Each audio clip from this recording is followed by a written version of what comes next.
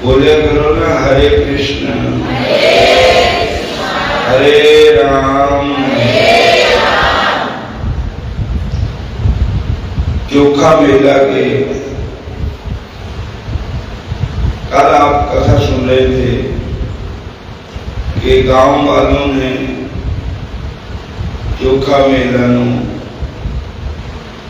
नदी के पार, चंद्रभागा नदी के पार भेज दिया और चंद्रभागा के दूसरे किनारे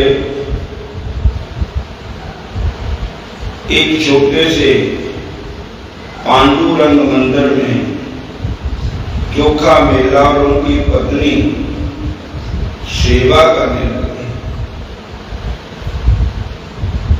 वहां उन्होंने एक दीप माला बांधी और वहीं पास निवास करने लगे। भगवान के प्रिय भगत जहां रहते वहीं प्रभु भोजन करने चले जाया करते।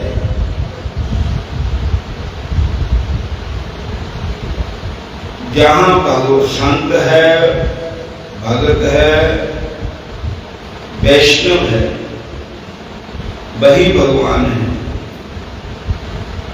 जहां भगवान के भक्त रहते हैं वही वृंदावन होता है। बोलो हरे कृष्ण। तो एक दिन की बात है, भगवान अपने भक्तों के घर में भोजन कर रहे थे और मंदिर का एक पुजारी, पारले पासे का मंदिर जो है पंढरपुर का बड़ा मंदिर, उस मंदिर का एक पुजारी किसी काम के लिए वहां गया तो उसने क्या देखा कि चोखा मेला के घर में भगवान चौंकड़ा लगा करके भोजन कर रहे हैं, प्रसाद पा रहे हैं। पुजारी सारी लीला देख रहा था तो इतने में एक वहां पर कौवा आ गया, वृक्ष के ऊपर बैठ गया। तो भगवान के भक्त ने कौवे को उंगली उठा करके कहा, अरे कौवे, जहां से किसी दूसरे वृक्ष पर बैठ जा, क्योंकि पक्षी का स्वभाव होता है पिट कर देना। भगवान नीचे भोजन कर रहे हैं तो उन्होंने कहा, आप जहां से चले जाओ, दूसरे वृक्ष में बैठ जाओ। तो पुजारी ने कहा कि उन्हें क्या पता नहीं है कि सच्ची में कौवा है ऊपर। उन्हें क्या, मेरे को कौवा कहा और मेरे को जहां से जाने को कहा। तो वो पुजारी चोखा मेला के साथ लड़ने लगा और बहस करने लगा। एक थप्पड़ जोर से भगत चोखा मेला के गाल पर मारा। उस समय चोखा मेला की पत्नी सौराबाई भगवान को भोग लगा रही थी तो देही गिर गया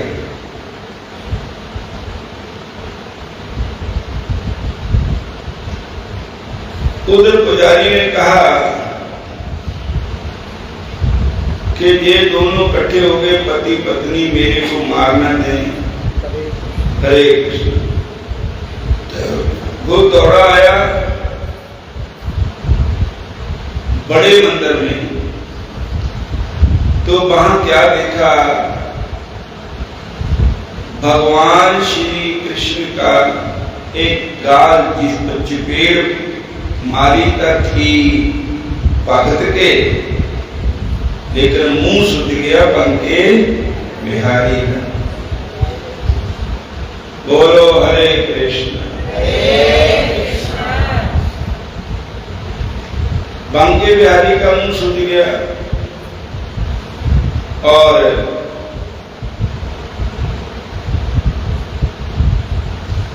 जब उसने देखा कि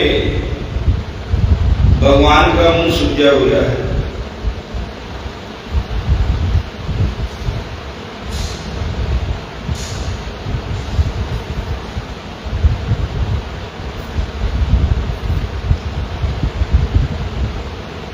भगवान का अश्रुपात कर रहे हैं और भगवान के आंखों में आंसू भी आ रहे हैं। उनके गाल पर सूजन है, गला सूज गया है, पीतंबर पर दही गिरा हुआ है। पुजारी समझ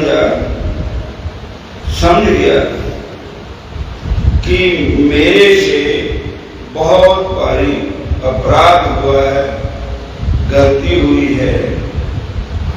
मैंने एक भक्त के गाल पर थप्पड़ मारा है, वो थप्पड़ भगवान के लगा है।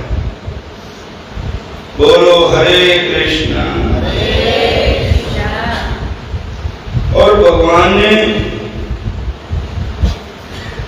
संत का थप्पड़ अपने मुख पर सहज है, उसे बाबा की भक्ति के प्रताप का ज्ञात हो गया।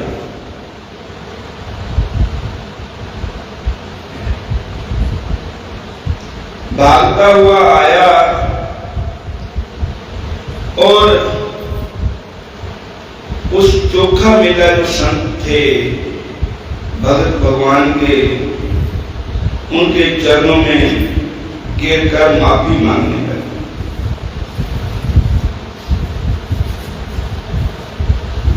लेकिन भगत को कभी क्रोध आया ही नहीं था, वे हमेशा शांत रहते थे।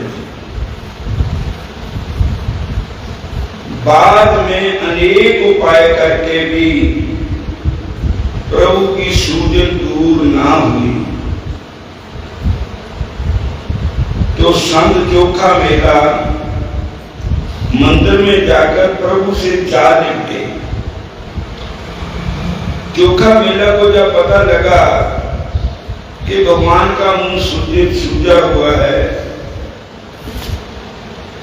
तो चोखा मेला जाकर के भगवान में चिंबड़ गए, उनके चरणों में गिर गए। जब चोखा मेला का स्पर्श हुआ तो भगवान का सूजा हुआ मुंह ठीक हो गया। हरे कृष्णा।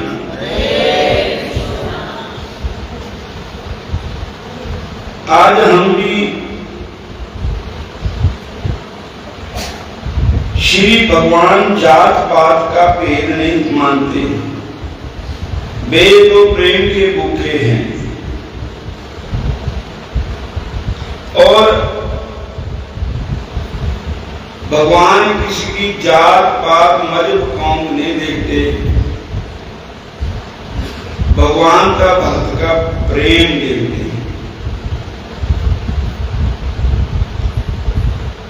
उस दिन से श्री श्री विठल मंदिर में किसी को भी भगवान के श्री विग्रह को स्पर्श करने का अधिकार प्राप्त है। एक वही विग्रह है, वही भगवान की मूर्ति है जिसको सब जाकर के स्पर्श कर सकते हैं। कोई जाति पाति का विचार नहीं।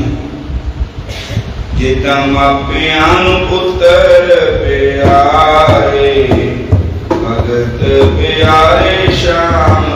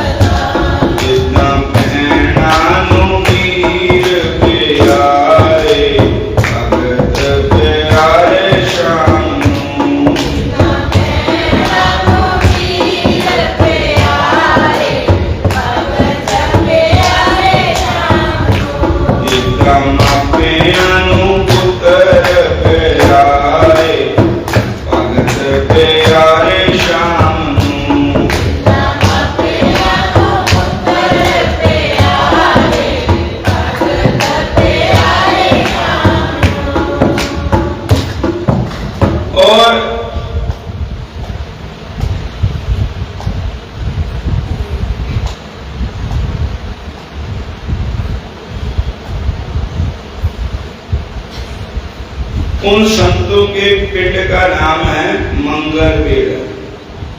मंगलवेढ़िया तहसील है महाराष्ट्र में। वहां पर कोई सीमा लगती थी, वहां सीमा का दीवार बनानी थी।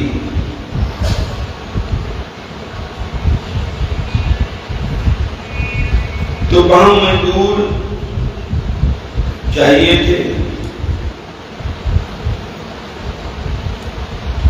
दीवार बांधने का काम निकल आया। मुगल शासन था। आसपास के क्षेत्रों से बड़े कड़ियाई से बलपूर्वक मजदूरी हेतु आदमी लाना सैनिकों ने शुरू कर दिया। उसे संत चोखा मेला को भी पकड़ा गया।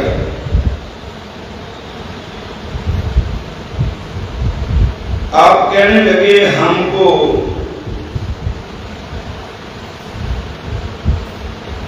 भगवान के धाम से बाहर मत ले जाओ। जहां पंढरपुर के अंदर जो मिले वो मैं काम करने को तैयार हूं, परंतु किसी ने भी उनकी बात नहीं सुनी। दीवार बनाने का काम आरंभ हुआ। संत चोखा मेला का शरीर तो मंगलवेढ़िया में था, परंतु मन से वे भगवान के पास पंढरपुर में ही रहते। एक रात में सब मजदूर थककर दीवार से लाकर सो गए और उसी रात में तूफान आ गया। उनकी नींद खुलने से पहले दीवार गिर गई और सबका शरीर छूट गया। उनमें संत चोखा मेला का भी शरीर छूट गया।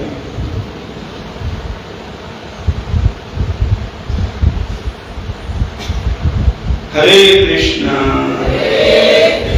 हरे कृष्णा।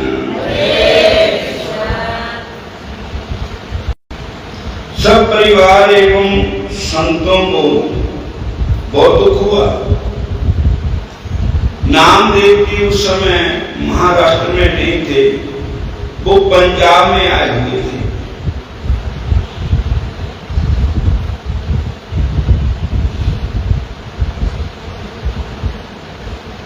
नामदेव जी के आने पर उनका सर्वत्र जय जयकार हुआ।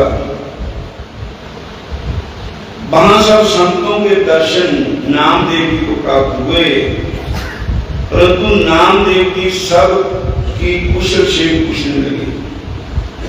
उन्होंने एक बार करी बारी का अर्थ है परिक्रमा करने वाले, परिक्रमा करने वाला जो अपने आस्था की भक्ति पूर्ण यात्रा पुण्य करता है। वहां पर जैसे वृंदावन की परिक्रमा होती है या गोवर्धन की परिक्रमा होती है, ऐसे ही पंढरपुर में भी परिक्रमा होती है। उसको कहते हैं बार करी, आज मेरी बारी है परिक्रमा करनी।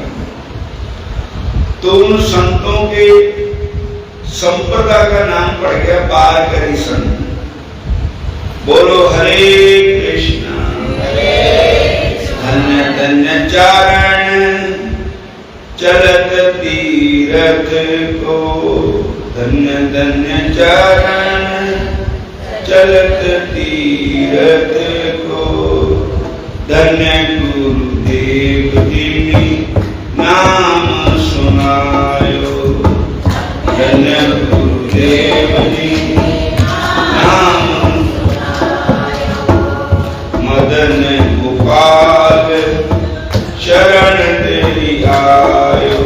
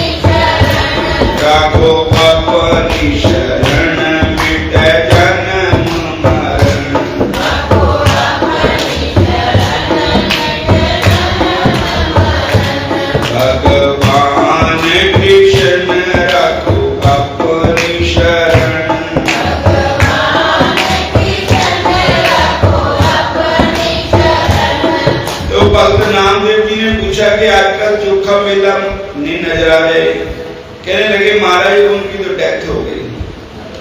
कैसे हुई? ऐसे ही दीवार के नीचे आकर के हो गई। और वहां एक की नहीं हुई, जितने मजदूर काम करते सबकी हो गई। तो सारे ने अपने अपने आदमियों को ले आए, जिनकी पहचान हुई। जोखा मिला कि रीठा निकल गया, बता हड्डियां हड्डियां। तो नामदेव जी उनके परिवार में गए अफसोस करने के लिए। उसके बाद भगवान के मंदिर में गए। तो क्या देखा कि भगवान रो रहे, आंखों से आंसू झरते जा रहे थे। भगवान भक्त बोले, नामदेव जी महाराज, प्रभु क्या बात है? कहने लगे, आज मेरा भक्त मुझे छोड़कर चला गया। तो भगवान भक्त नामदेव जी कहने लगे, महाराज आपने उनको अपने धाम में बुलाया है, आपके बगैर कहां जा सकते हैं?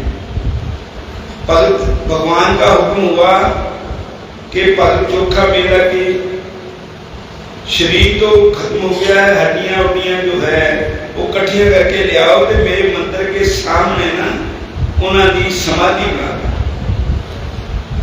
क्योंकि मेरे मंदिर के सामने बैठते थे वो और मेरे भक्त का वास मेरे चरणों में होता है। तो कहने लगे, महाराज उनको पहचाने कैसे गए?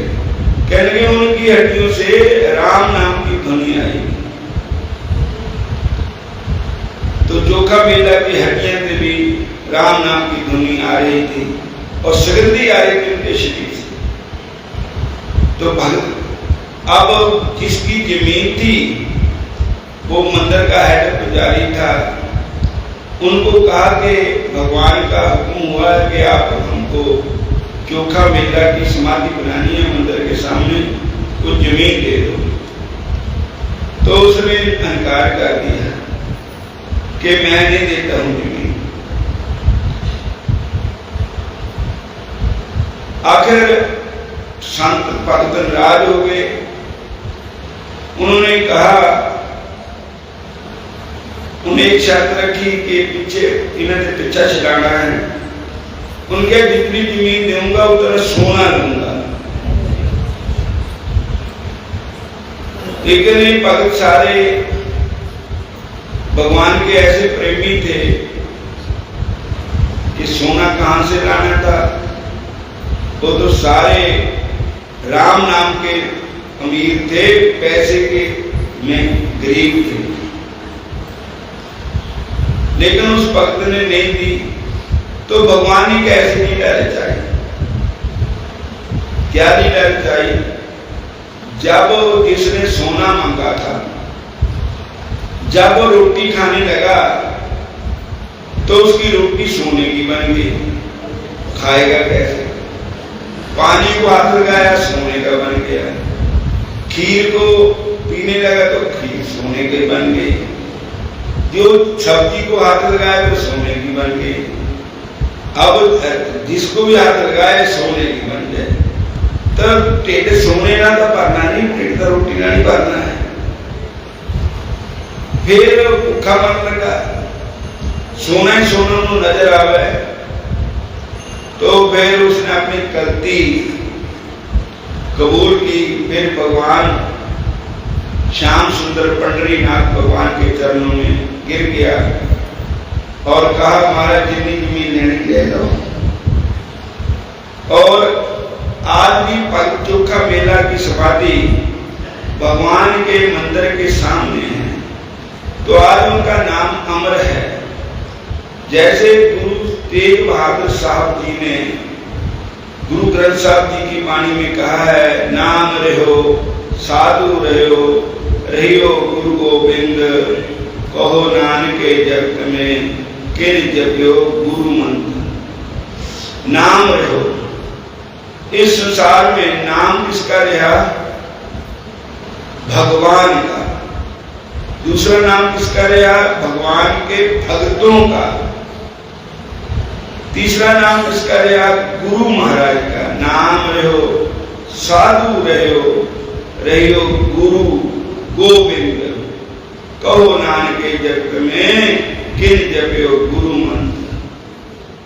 समाप्ति करते हैं।